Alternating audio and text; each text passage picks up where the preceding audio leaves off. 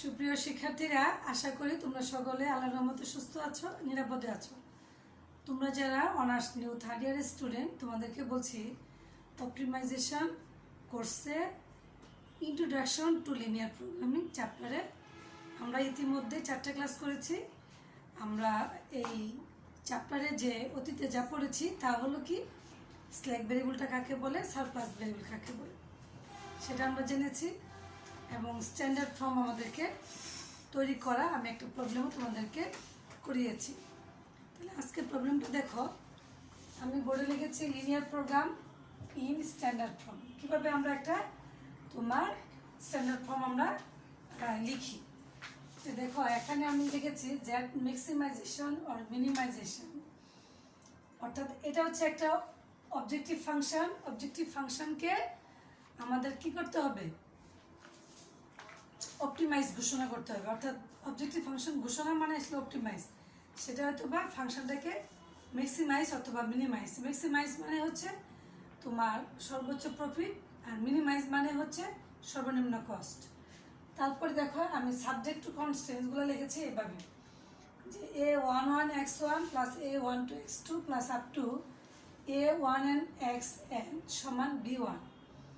তারপর লিখেছি a21x1 plus a22x2 plus up to a2nxn সমান b2। তারপরে কি এর ভিতরে আমাদের আরও অনেকটা রয়েছে, আমরা লাস্টে লিখেছি am1x1 plus am2x2 plus up to amnxn সমান bm। এখানে আমরা বলেছি যে হোয়ার আমাদের যে চলক লিখেছি, আমরা যে ভেরিয়েবলগুলো আমরা ধরেছি এখানে x1 x2 xn, এদের প্রত্যেক মানে এদের প্রত্যেকের ভ্যালু কি হয় 0 সমান অথবা 0 চেয়ে বড়। আর কি ধ্রুবকগুলা b1 b2 bm, এদের মানগুলোও 0 অথবা 0 চেয়ে বড় হইতে হবে। ঠিক আছে, তাহলে এরকম আকার যদি হয় তখন সেই আকারটাকে আমরা বলবো যে তোমার লিনিয়ার প্রবলেমের স্ট্যান্ডার্ড ফর্ম। আমাদের স্ট্যান্ডার্ড ফর্মটা এই কারণে জানতে হবে, এরপরে যখন আমরা অঙ্ক মানে এই প্রবলেমটাকে লিনিয়ার প্রবলেমটাকে সলভ করতে যাব, তখন এই স্ট্যান্ডার্ড ফর্মে নেওয়ার পরে আমাদেরকে সলভ করতে হবে। এখানে আমাদের একটা বিষয় আছে, দেখো এরপরে আমি এদের আসলে ক্যারেক্টারগুলো বৈশিষ্ট্যগুলো কী হবে সেটা আমাকে জানতে হবে। প্রথমে আমাদেরকে অবজেক্টিভ ফাংশনটাকে এটা হয় ম্যাক্সিমাইজ ঘোষণা করতে হবে অথবা মিনিমাইজ ঘোষণা করতে হবে।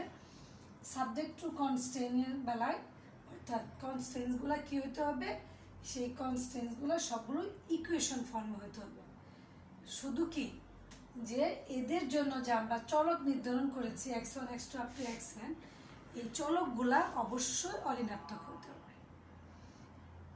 এটা এগুলো তাহলে 2 নম্বর কন্ডিশন। 3 নম্বর কন্ডিশনে আমরা গিয়ে বলতেছি যে রাইট হ্যান্ড সাইডে ইকুয়েশনের রাইট হ্যান্ড সাইড যা থাকবে তা অবশ্যই তোমার সেগুলোর মান কি, অবশ্যই সেটা তোমার 0 অথবা 0 চেয়ে বড় হইতে হবে, নেগেটিভ হইতে পারবে না। ঠিক আছে, আর তারপরে আরও কিছু কন্ডিশন আমরা এখানে দেখব। যদি আমাদের এই ক্ষেত্রগুলো এই কন্ডিশনগুলো আমি ক্যারেক্টারিস্টিক্সগুলো লিখে দেবো তোমাদেরকে। এখানে যেমন আমরা বলেছি যে x1 x2 up to xn, এই মানগুলার মান, এই চলকগুলার মান অবশ্যই 0 অথবা 0 চেয়ে বড়। যদি কোনো কারণে একটা চলক যদি আমাদের এরকম উল্লেখ করা থাকে যে x1 is less than or equal 0, অর্থাৎ x1 এর মানটা 0 চেয়ে ছোট অথবা সমান। সমান হলে আমার সমস্যা নেই, কিন্তু যদি ছোট হয় তাহলে সেই ক্ষেত্রে আমাদেরকে ধরে নিতে হবে যে লেট x1 সমান হচ্ছে মাইনাস x1 প্রাইম, অর্থাৎ এই x1 প্রাইমটা কি, x1 প্রাইমের মানটা অবশ্যই গ্রেটার অর ইকুয়াল 0। ঠিক আছে, কেন দেখো এখানে যদি আমরা x1 সমান মাইনাস x1 প্রাইমটা লিখি লেস দেন অর ইকুয়াল 0, আমরা যদি মাইনাস দিয়ে গুণ করে দিই তাহলে এখান থেকে আমরা কি লিখতে পারি, x1 prime greater than or equal to 0 চলে আসবে। আর যদি এখানে আরেকটা বিষয় আছে যে এই ক্ষেত্রে এই যে ইকুয়াল চিহ্নটা আছে, সেই ইকুয়াল চিহ্নটার ক্ষেত্রে যদি ইকুয়াল না হয়ে অ্যাপ্রক্সিমেট হয়, হ্যাঁ, তাহলে কি হতে হবে, এই অ্যাপ্রক্সিমেট যদি চিহ্নটা হয়, সেই অ্যাপ্রক্সিমেটের জন্য যে কনস্ট্যান্টে থাকবে সেটা মনে করো যে আমি তো এখানে মাঝখানে অনেকগুলো দিয়েছি, আমরা যদি মনে করি 3টে কনস্ট্যান্সের এটা থার্ড কনস্ট্যান্সের এই চিহ্নটা আমরা ইউজ করেছি, তাহলে সেই ক্ষেত্রে এই সমান চিহ্নকে ইউজ করতে হলে, অর্থাৎ সেই ক্ষেত্রে সেই কনস্ট্যান্সে তোমার একটা স্ল্যাক ভেরিয়েবল যোগ করতে হবে, একটা সারপ্লাস ভেরিয়েবল বিয়োগ করতে হবে। আর যদি আমাদের এখানে বলা থাকে কোনো একটা চলকের বেলায় যে x1 তো আমরা এটা দেখলাম, যদি আমরা বলি যে x2টা আনরেস্ট্রিক্টেড,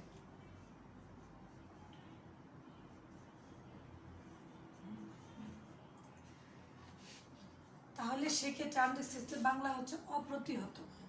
অর্থাৎ সেক্ষেত্রে যে চলকটাকে আনরেস্ট্রিক্টেড বলা থাকবে, অর্থাৎ কোনো রেস্ট্রিকশন নাই, সেক্ষেত্রে সেই চলক সমান আমাদেরকে লিখতে হবে দুইটা তোমার অঋণাত্মক চলকের বিয়োগফল। অর্থাৎ আমাকে যদি বলা থাকে যে x2 চলকটা আনরেস্ট্রিক্টেড, সেক্ষেত্রে আমরা x2 সমান ধরে নিব, x2 সমান হচ্ছে x2 prime minus x2 double prime. তুমি যদি মনে করো x2 প্রাইম এবং x2 ডাবল প্রাইম না নিয়ে x3 4 নিবা, তাতে কোনো সমস্যা নাই, কিন্তু তোমাকে সেটা শুধু বুঝতে হবে এই x2 এবং x2 প্রাইম এবং x2 ডাবল প্রাইম না লিখে সেক্ষেত্রে যদি আমি এটা লিখি যে x3 মাইনাস x4, তাহলে অর্থাৎ এই x3 এবং x4 এই দুটো চলক হচ্ছে দুইটা অঋণাত্মক চলক।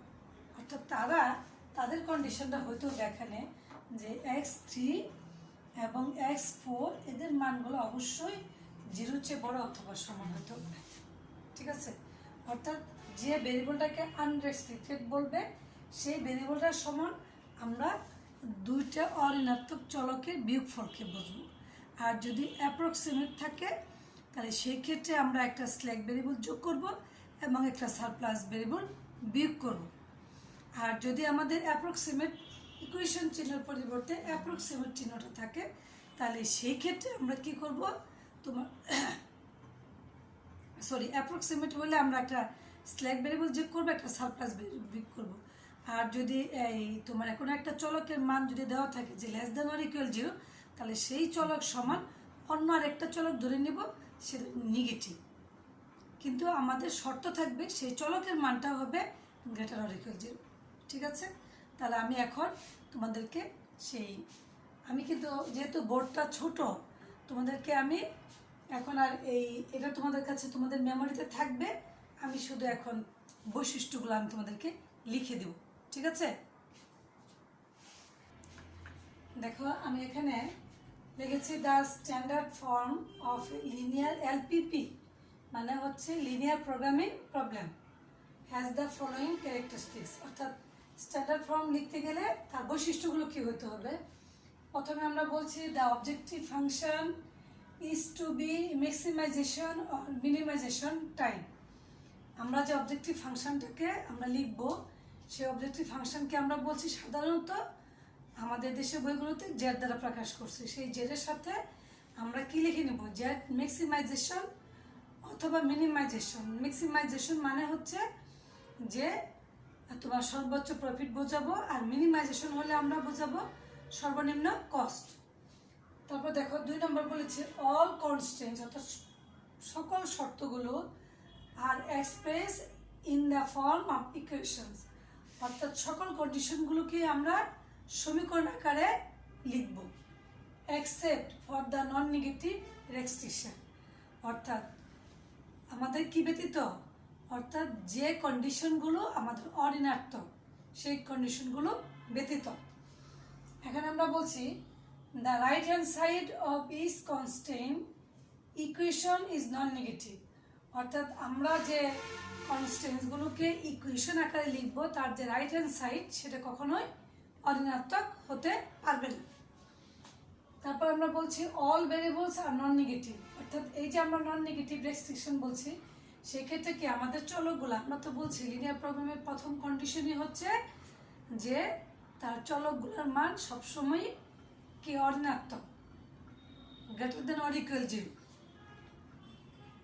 এখন এরপরে এখানে আরো চারটা বিষয় আছে, আমি আরেকটা বিষয় তোমাদেরকে লিখে দিচ্ছি, কারণ বোর্ডে আর নিচে লিখলে তোমরা অথবা এটা দেখতে পাবে না। এখানে আমরা বলেছি এক্স আই, আই বলতে তুমি 1 2 3 4 আই এর মান as you like. X i is less than or equal 0, একটু আগে আমি যা বুঝিয়েছি যে এক্স আই অর্থাৎ কোনো একটা কন্ডিশনে, যে আমরা বলছি যে অল ভেরিয়েবলস আর নন নেগেটিভ, অর্থাৎ আমরা যে চলকগুলো তোমার ফর্মুলেশন অর্থাৎ লিনিয়ার প্রোগ্রামিং প্রবলেম গঠন করার জন্য যে আমরা চলকগুলোকে আমরা ব্যবহার করব, সেই চলকগুলোর মান আমরা বলছি যে এগুলো নন নেগেটিভ অর্থাৎ অঋণাত্মক হবে।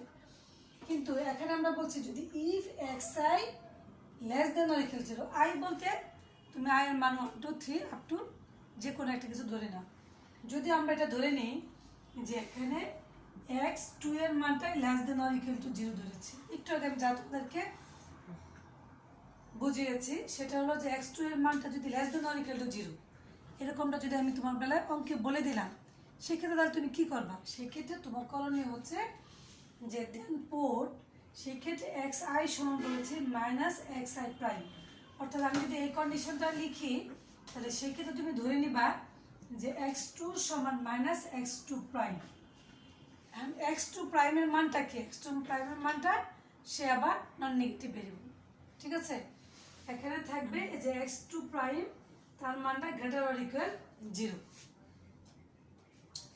এরপরে আমরা দেখো বলেছি যে ইফ এক্স আই, আই বলতে সে একই জিনিস, যেখানে আই এর মান 1 হতে পারে 2 হতে পারে 10 হতে পারে ওয়াই হতে পারে জেড হতে পারে, এক্স আই না হয় শুধু ওয়াই হলো জেড হলো, হ্যাঁ, বা ওয়াই 1 হলো ওয়াই 2 হলো। তাহলে এই ক্ষেত্রে আমরা বলছি যে if x i is unrestricted, অর্থাৎ যদি এক্স আই যে ভেরিয়েবলটাকে আমি ডিনোট করব সেই ভেরিয়েবলটা যদি আনরেস্ট্রিক্টেড হয়, অর্থাৎ তার কোনো যদি রেস্ট্রিকশন না থাকে, সেই ক্ষেত্রে সেই আনরেস্ট্রিক্টেড সাইনের ক্ষেত্রে দেন পোর্ট এক্স আই সমান x I prime minus x I double prime. এই ক্ষেত্রে আমরা যে কাজটা করতে পারি, যদি আমরা বলি যে এক্স 3 এই ভেরিয়েবলটা হচ্ছে আনরেস্ট্রিক্টেড, ঠিক আছে? তাহলে এইটার জন্য আমরা যখন স্ট্যান্ডার্ড ফর্ম নেব তখন আমরা ধরে নিব যে লেট এক্স 3 সমান x 3 prime minus x 3 double prime, অথবা তুমি যদি মনে করো যে এক্স 3 না ধরে 4 ধরবা, এক্স 5 ধরবা, অর্থাৎ আনরেস্ট্রিক্টেড যে ভেরিয়েবলটা থাকবে সেই ভেরিয়েবলটা হচ্ছে দুইটা অঋণাত্মক ভেরিয়েবলের বিয়োগফল। অর্থাৎ এখানে তোমাকে বলে দিতে হবে যে এক্স 3 প্রাইম এবং এক্স 3 ডাবল প্রাইম তাদের মানটা অবশ্যই 0 চেয়ে বড় অথবা সমান। তারপরে আমরা কি 3 নাম্বার আরেকটা সিতে বলেছি ইফ এনি কনস্ট্যান্ট, যদি কোনো কনস্ট্যান্টে ইজ অফ অ্যাপ্রক্সিমেশন, অর্থাৎ কি তার চিহ্নটা যদি ইকুয়েশন না থেকে যদি অ্যাপ্রক্সিমেট এই চিহ্নটা থাকে, সেই ক্ষেত্রে আমরা বলেছি the introduce slack and surplus variable at a time, অর্থাৎ একই সময়ে আমি একটা সেই এই অ্যাপ্রক্সিমেট চিহ্নটাকে ওঠানোর জন্য আমরা যেমন এখানে লিখেছি যে x1 প্লাস 2x2 অ্যাপ্রক্সিমেশন কি 5, সেজন্য আমরা কি বলেছি যে x1 plus 2x2 plus s1 minus s2, অর্থাৎ আমরা বলেছি অ্যাট এ টাইম একই সময়ে একটা স্ল্যাক ভেরিয়েবল আমরা যোগ করেছি এবং একটা সারপ্লাস ভেরিয়েবল বিয়োগ করেছি। আমরা এখানে বলেছি where slack variables s1 is greater than or equal 0 and surplus variable s2 greater than or equal 0, তবে s1 এবং s2 মানটা অবশ্যই আমার লিনিয়ার প্রোগ্রামিং এর প্রধান যে কন্ডিশন, চলকের মান কখনোই অঋণাত্মক হতে পারবে না, সে তোমাদেরকে মনে রাখতে হবে। আমাদের আরেকটা পয়েন্ট আছে, সেই পয়েন্ট আমি এখন লিখে দিচ্ছি। সেই পয়েন্টটা হচ্ছে দেখো আমরা ডিতে কি পয়েন্টটা লিখেছি, এখানে লিখেছি ইফ এনি কনস্ট্যান্ট, যদি কোনো একটা শর্তে ইজ বাউন্ডেড টাইপ, অর্থাৎ আবদ্ধ আকার হয় অফ দ্য ফর্ম, অর্থাৎ যদি বলা থাকে যে এক্স আই এর মানটা ডিআই এর চেয়ে বড় অথবা সমান, অর্থাৎ ডিআই দ্বারা কি তুমি ডিআই এর মান মনে করো 2 ধরলা, অর্থাৎ এক্সাম্পল হিসেবে মনে করলা যে x1 এর মানটা গ্রেটার দ্যান অর ইকুয়াল 2, তাহলে কি এটাকে তুমি নির্দিষ্ট করে দিয়েছো x1 এর মানটা 2 এর চেয়ে বড় অথবা সমান, সেক্ষেত্রে তুমি তাকে স্ট্যান্ডার্ড ফর্মে নিতে গেলে তুমি এই x1 সমান না লিখে তুমি লিখবা x1 প্রাইম সমান হচ্ছে x1 মাইনাস 2, যেখানে x1 প্রাইমের মানটা অবশ্যই গ্রেটার অর ইকুয়াল টু 0 হতে হবে। এবং আরেকটা কি বলছে যে অ্যান্ড ইজ দ্য ফর্ম এরকম হবে xi is less than or equal di। এখন এরকমটা না হয়ে যদি বলা থাকে যে x1 is less than or equal to 2, অর্থাৎ এই চলকের মানটা 2 এর সমান অথবা তার চেয়ে ছোট, সেক্ষেত্রে আমরা কি ধরবো? সেক্ষেত্রে আমরা ধরবো x1 প্রাইম সমান 2 মাইনাস x1, যেখানে x1 প্রাইমের মানটা অবশ্যই 0-র চেয়ে বড় অথবা সমান হতে হবে। এই বিষয়গুলো আমাদেরকে খেয়াল রাখতে হবে। তুমি যদি এই বিষয়গুলো খুব ভালো করে বুঝো তোমরা, তাহলে আর তোমাদের কোনো চিন্তা নাই। মানে অপটিমাইজেশন কোর্সটা হচ্ছে এত চমৎকার একটা কোর্স, যেটা তুমি যদি বুঝো তোমার বইয়ের আর কোনো প্রয়োজন নাই। শুধু একটা চ্যাপ্টার আছে কনভেক্সের, যে চ্যাপ্টারে কিছু অথবা থিওরি তোমাদেরকে একাধিকবার একটু পড়তে হবে, বুঝে পড়লে তোমরা পারবে ইনশাল্লাহ। আর বাকি যে চ্যাপ্টারগুলো আছে এগুলোতে শুধু বোঝার বিষয়। তোমরা যেমন সেকেন্ড ইয়ারে তোমরা পড়েছো, ওই ফোরটান যে তোমরা পড়েছো, সেই ফোরটানে তোমরা কি পড়েছো? এটা বুঝলেই লেখা যায়। অপটিমাইজেশন হচ্ছে এরকম একটা সাবজেক্ট যেটা তুমি বুঝবা, বুঝলে তুমি লিখতে পারবে। আর যদি না বুঝো, তোমাকে যদি আমি বইও লিখে দিয়ে দিই আর আমি যদি কোশ্চেনটা বইয়ের ভিতর থেকে না করি, তাহলে তুমি প্রশ্ন উত্তর লিখতে পারবে না। ঠিক আছে? তাহলে আমরা এই যে কন্ডিশনগুলো বললাম, তোমাদেরকে প্রথমে কি করতে হবে? প্রথমেই যে কাজটা করতে হবে, আমাদের অবজেক্টিভ ফাংশনটাকে জেড ম্যাক্সিমাইজ অথবা জেড মিনিমাইজ দ্বারা আমরা অবজেক্টিভ ফাংশনকে তোমার ডিফাইন করি।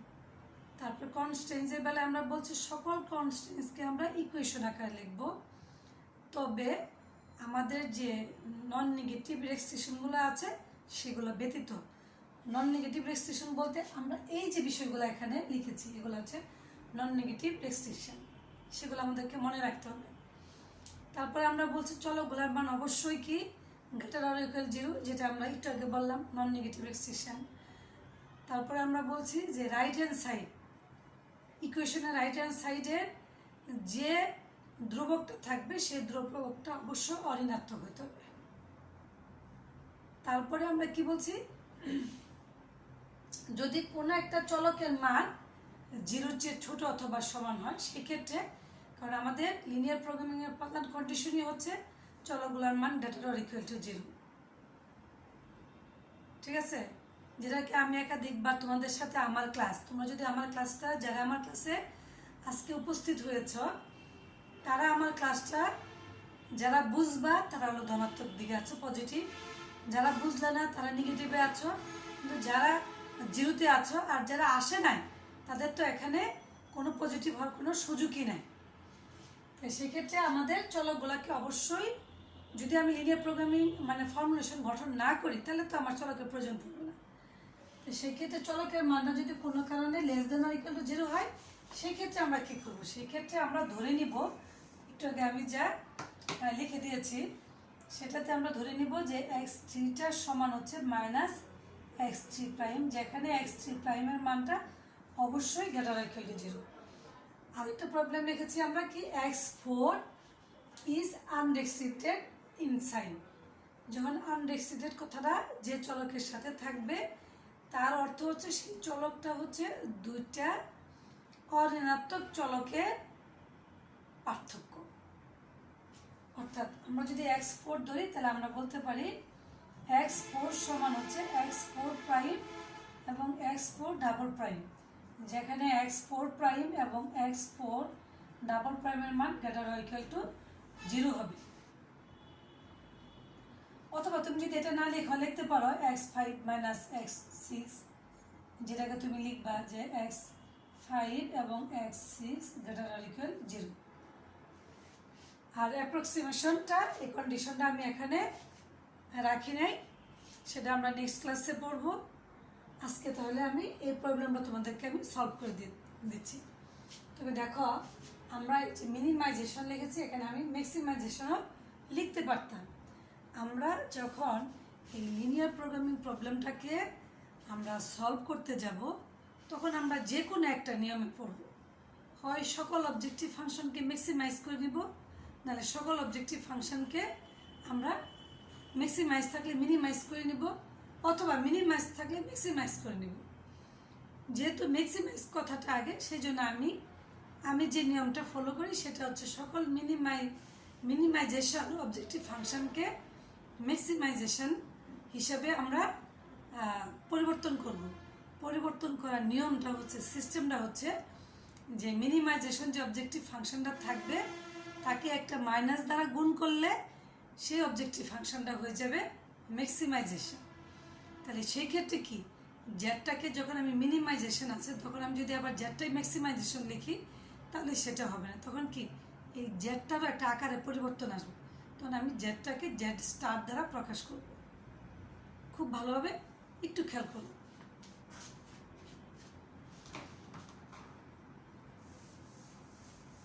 দেখো, আমি প্রবলেমটা রাইট হ্যান্ড সাইডে লিখে আমি তোমাদেরকে প্রবলেমটা সলভ করে দিচ্ছি।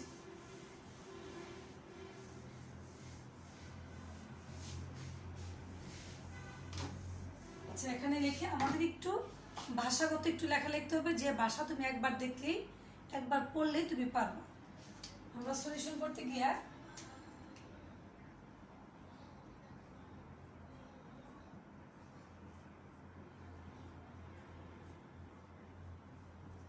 কনভার্ট আমরা পরিবর্তন করব কাকে, এই অবজেক্টিভ ফাংশনকে। এখানে কি লেখা আছে, জেড মিনিমাইজেশন। আমরা লিখতেছি কনভার্ট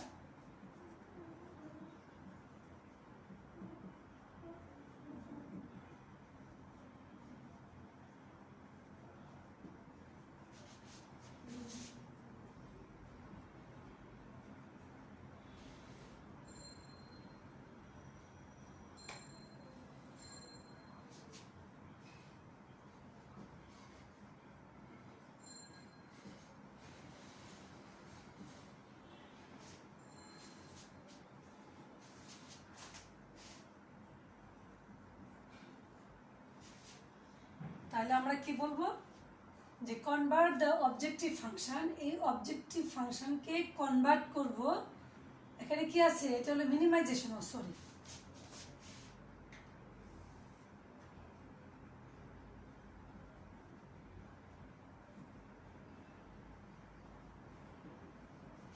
এটা আছে মিনিমাইজেশন। আমি এখানে লিখেছি convert the objective function of the maximisation type. Maximisation নিতে হলে আমার যে কাজটা করতে হবে, এটাকে আমি যে কাজটা করব সেটা হচ্ছে এখানকে একটা স্টার দিব। স্টার দিয়ে এখানে আমি, অর্থাৎ আমরা এটা লিখব, আমি পুরো লিখে দেবো তোমাদেরকে। এটা ম্যাক্সিমাইজেশন মাইনাস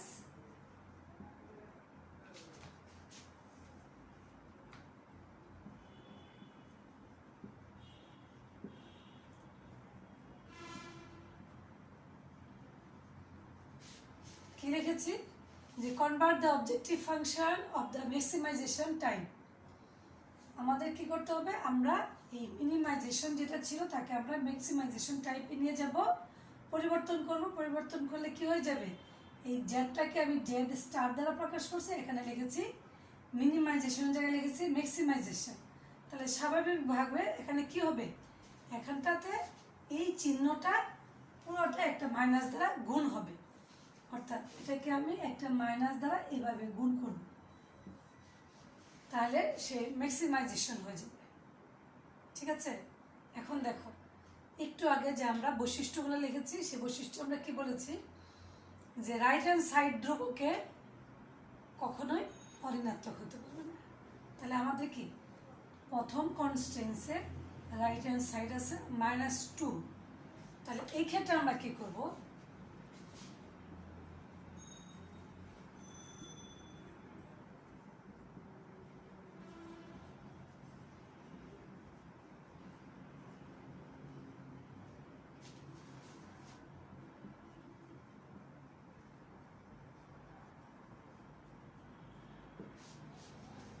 আমরা বললাম মাল্টিপ্লাইং দ্য ফার্স্ট কনস্ট্যান্ট, এই প্রথম কনস্ট্যান্টটাকে একটা -1 দ্বারা গুণ করলাম।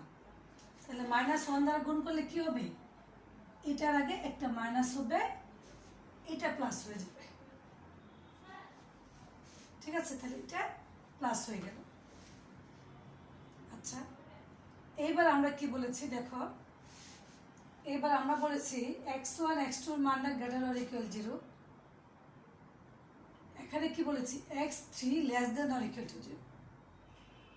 তাহলে এই x3 এর জন্য আমাকে কি ধরতে হবে, যে আমরা এখানে বলবো যে লেট x3 সমান minus x3 prime, where x3 prime greater or equal 0। অর্থাৎ যেখানে x3 আছে সেখানে আমি কি লিখব, মাইনাস x3 প্রাইম লিখব। তাহলে আমাদের এখানে কি করতে হয় দেখো, এখানে যদি মাইনাস আছে তাহলে এই জায়গাটাতে আমাদের কি x1 ঠিক আছে, x2 ঠিক আছে, এটার জায়গা x3 জায়গায় আমি কিন্তু এখন থেকে সে পরিবর্তনটা আমরা লিখতে শুরু করব। যেখানে x3 আছে সেখানে x3 প্রাইম লিখব, ঠিক আছে, মাইনাস x3 প্রাইম লিখব। অর্থাৎ এটার সমান হচ্ছে প্লাস 2x3 প্রাইম, মাইনাস দ্বারা গুণ করে দিলাম। এখানে তাহলে কি হবে, এই জায়গাটা হবে মাইনাস x3 প্রাইম, এখানে কি হবে, এখানে হবে মাইনাস x3 প্রাইম, এখানে হবে প্লাস x3 প্রাইম। এবার দেখো আরো কন্ডিশন আছে, বলা আছে x4 ইজ আনরেস্ট্রিক্টেড ইনসাইড। আমরা এখন আরো কি লিখবো, যে লেট x4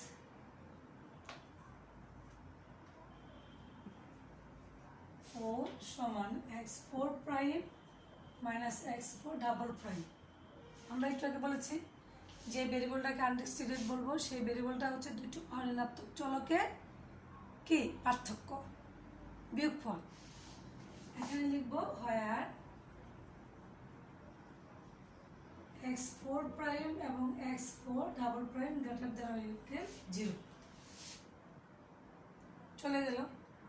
এখন আমাদের কি আছে এই কন্ডিশনের বেলায়, এই যে সেকেন্ড কন্ডিশন দেখো কি আছে, একটা তাহলে x4 আছে, তাহলে যেখানেই x4 আছে সেখানেই আমাকে লিখতে হবে x4 prime minus x4 double prime. অর্থাৎ তুমি এটা ধরে নিয়েছো, এটা এখানে সিদ্ধ করতে হবে। তাহলে এই জায়গাটা আমি এখানে কি লিখবো দেখো, এখানে লিখবো মাইনাস 5x4 প্রাইম, এটা হলো ডাবল প্রাইম। অনুরূপভাবে আমরা এইটা তো লিখবো x4 প্রাইম মাইনাসে মাইনাসে প্লাস x4 ডাবল প্রাইম, অথবা তুমি যদি এটাকে মাইনাস দ্বারা গুণ করে দাও, এটা মাইনাস, এটা প্লাস, এটা প্লাস, এটা প্লাস, মাইনাস দিয়ে গুণ করে দিলে এটা মাইনাসে, এটা মাইনাস ছিল, এই মাইনাসে প্লাস হয়ে গেছে। আর এখানে কি, যেহেতু আমরা x4 সমান কি লিখেছি, x4 সমান x4 prime minus x4 double prime, তাহলে এখানটাতে কি হবে, এই দেখো x4 সমান আমরা x4 prime minus x4 double prime, আমাদের এখানে ছিল ওই মাইনাস মাইনাসে প্লাস হয়ে গেছে। আর তাহলে আমরা এটার সমান লিখব এটা x4 prime plus minus x4 double prime. যেহেতু মাইনাস মাইনাস x4 প্লাস হয়ে গেছে, এটার সমান কত 2। এই ক্ষেত্রে আমরা এই জায়গাটায় লিখব x4 prime minus x4 double prime, এখন তুমি ব্রেকেট দিতে পারো। আচ্ছা, এটার সমান হচ্ছে লেস দেন অর ইকুয়াল 14 আছে। আমরা এটা একটু কারেকশন করি, 2x4 prime minus x4 double prime, এটা হলো গ্রেটার দেন অর ইকুয়াল 2। তাহলে এই কন্ডিশনের বেলা এখানে কি লেস দেন ইকুয়াল আছে। আমরা বলছি যে কোনো কনস্ট্যান্সে যদি আমরা ইকুয়েশনের পরিবর্তে লেস দেন ইকুয়াল থাকে, তাহলে আমরা কি করি, একটা স্ল্যাক ভেরিয়েবল যোগ করি। তাহলে আমরা এখানে ধরে নিব, বলবো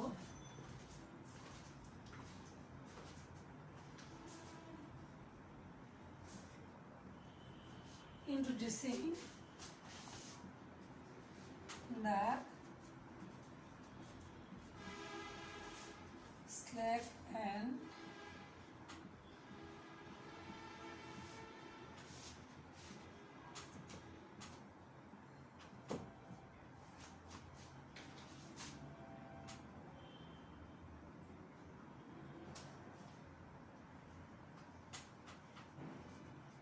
আমরা বললাম যে introducing the slack variable s1 এখানে লিখি introducing the slack variable s1 and surplus variable s2 এটা কোন কনস্ট্যান্টসের জন্য in the second and third in the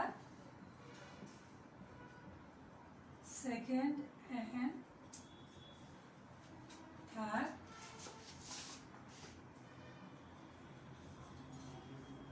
constants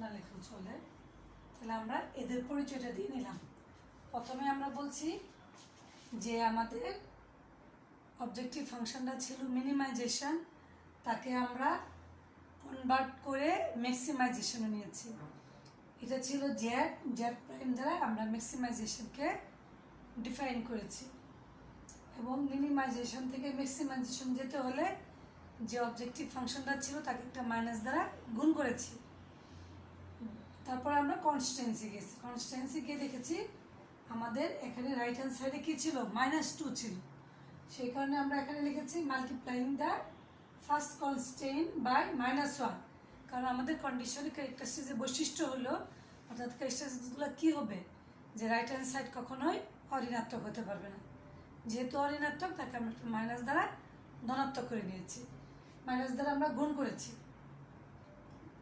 তারপর দেখো আমাদের এখানে এই 4টা চলকের মধ্যে 2টা চলকের কন্ডিশন আমার ঠিক আছে একটা কন্ডিশনে গিয়ে বলছি আমরা x3 is less than or equal 0 তাহলে x3 মানটা কি তাহলে এটা অঋণাত্মক না ঋণাত্মক হওয়ার সম্ভাবনা আছে 0 সমান 0 হতে পারবে কিন্তু তার চেয়ে ছোটও হতে পারবে সেই কারণে আমরা এখানে ধরে নিয়েছি যে x3 সমান -x3 প্রাইম যেখানে x3 প্রাইমটা কি অবশ্যই অঋণাত্মক এবার আমরা বলেছি x4টা হচ্ছে আনরেস্ট্রিক্টেড ইন সাইন যে চলকটাকে আমরা আনরেস্ট্রিক্টেড দেখব সেই চলকটা হবে দুইটা অঋণাত্মক চলকের পার্থক্য অর্থাৎ বিয়োগফল সেই কারণে আমরা x4 সমান ধরেছি x4 prime -x4 double prime যেখানে x4 প্রাইম এবং x4 ডাবল প্রাইমের মান কি অবশ্যই 0 চেয়ে বড় অথবা সমান অঋণাত্মক হতে হবে এরপরে দেখো এরপরে এখানে আমরা আরও কি দেখেছি এখানে আমরা দেখেছি যে এই কন্ডিশনের মধ্যে এটা হচ্ছে লেস অর ইকুয়াল সেখানে কি তাহলে একটা স্ল্যাক ভেরিয়েবল আমাকে যোগ করতে হবে সেজন্য আমরা বলেছি introducing the slack variable s1 এবং এটার বেলায় কন্ডিশনটা হচ্ছে গ্রেটার অর ইকুয়াল টু 0 অর্থাৎ তাহলে একটা সারপ্লাস ভেরিয়েবল বিয়োগ করতে হবে and surplus variable s2 in the second and third constant second কনস্ট্যান্টের জন্য আমরা একটা স্ল্যাক ভেরিয়েবল যোগ করব এবং থার্ড কনস্ট্যান্টের জন্য আমরা একটা কি সারপ্লাস ভেরিয়েবল বিয়োগ করব যদি হয় তাহলে আমরা কি লিখব সো দ্য গিভেন প্রবলেম যে গিভেন প্রবলেমটা আছে তার সাথে ফর্মটা কি সেটা আমরা এখন লিখব সো দ্য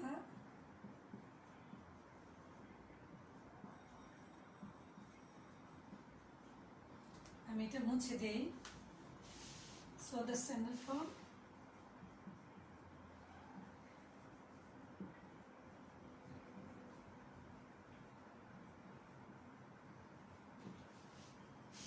আমার এইটুকের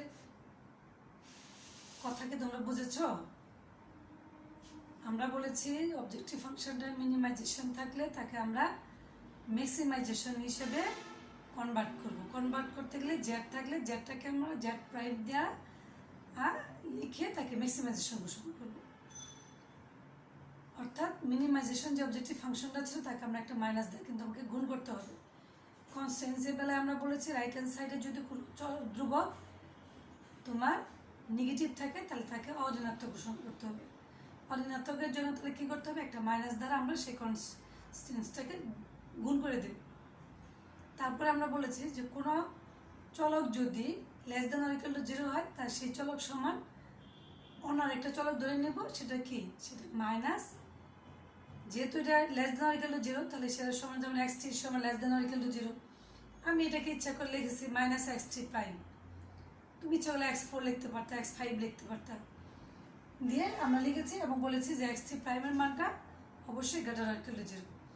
আর যদি কোনো সাইনকে আনরেস্ট্রিক্টেড বলা থাকে, সাইন থাকে, সেই সাইনের ক্ষেত্রে আমরা সেই আনরেস্ট্রিক্টেড চলকটা হবে দুইটা অঋণাত্মক চলকের বিয়োগফল, পার্থক্য, সেটা আমরা লিখেছি। এখন আমি শুধু এই স্ট্যান্ডার্ড ফর্মটা উপরে আমি তোমাদেরকে লিখে দিচ্ছি, এটা মুছে ফেললাম।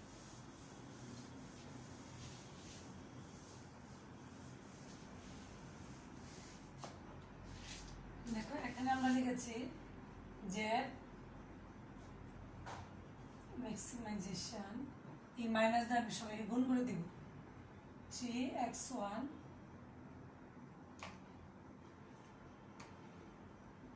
minus 4x2 প্লাস, যেহেতু এটা প্লাস x3 ছিল, মাইনাস দিয়ে সরি মাইনাস x3 ছিল, তাহলে x3 সমান আমরা কি ধরেছি মাইনাস x3 প্রাইম, তাহলে সেটা আমরা গুণ করেছি। এখন এই প্লাসে মাইনাসে এটা হলো মাইনাস 2x3 প্রাইম।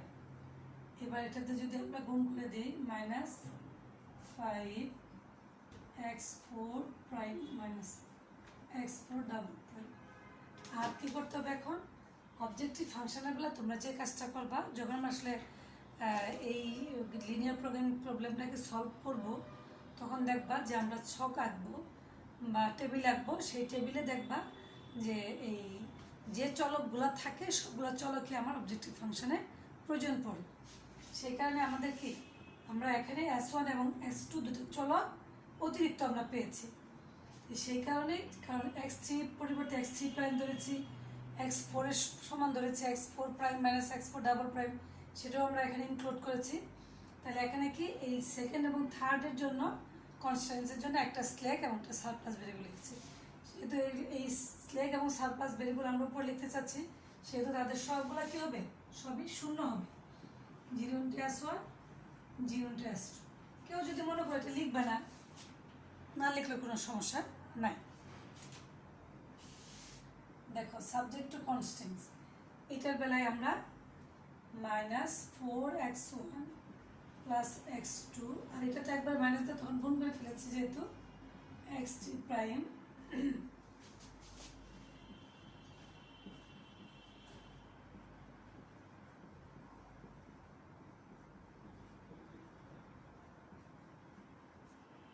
এই যে স্ল্যাক সারপ্লাস ভেরিয়েবল, যেহেতু এটাতে আমার স্ল্যাক সারপ্লাস ভেরিয়েবল যোগ করতে হবে না, বিয়োগ করতে হবে না, কিন্তু আমি যেহেতু ওই চলকগুলো আমি এই তোমার প্রবলেমটাতে স্ট্যান্ডার্ড ফর্ম যেহেতু আমি ইউজ করেছি, সেই কারণে ওটা আমরা সব ধরে দিয়েছি 0।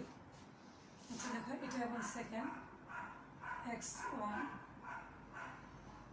প্লাস x2 3x3 প্রাইম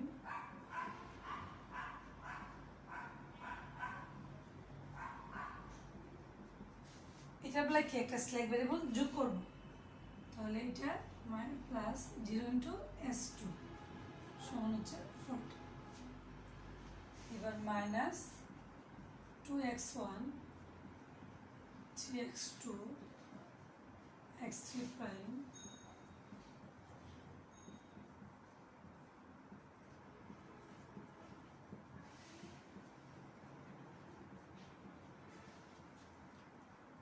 আর এখানে আমরা কি লিখবো, এখানে শুধু লিখবো যে হয়